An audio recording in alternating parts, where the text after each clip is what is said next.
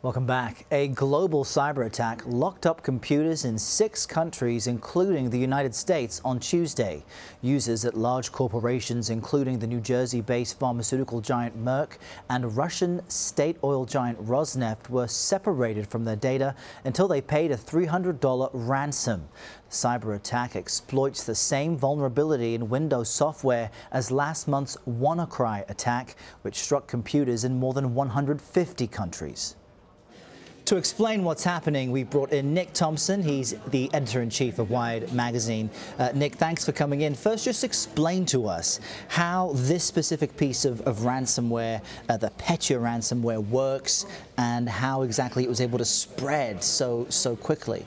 Well, the way it works is it gets inside a network, like a company, all the computers inside the company, and it goes and it shuts down their hard drives. And so you turn on your computer, and there's a thing there, and it says, hey, your files have been encrypted. If you want to use them, send us money. Here's how you do it. The way it gets in is presumably through somebody's email to somebody else, and then it uses an exploit, presumably an exploit created by the NSA to help facilitate the spread, and then it's regular ransomware on your computer.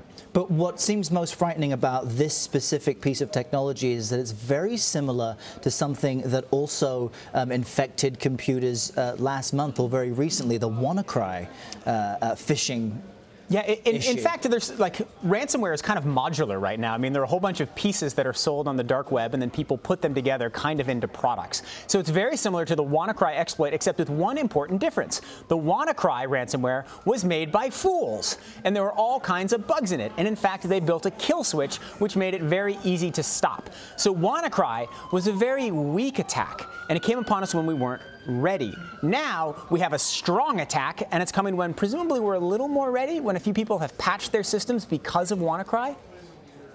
Well, let me ask you this. What does it say about the safety of the NSA backdoors that twice we've seen these types of attacks, which are proving to have the capability to shut down infrastructure in places like Ukraine and other companies' communications as well? So the NSA has a really interesting trade-off, and they've had it for a long time. They build these mechanisms for cracking into computers, and then what they would like to do is keep them secret. So they built a bunch of exploits that got into Microsoft systems, and they used those exploits for espionage, and they got all kinds of incredible stuff for them. They've talked about the incredible benefits to this country of them, but they kept it for 5 years. They kept it through the Snowden hacks, and they never told Microsoft.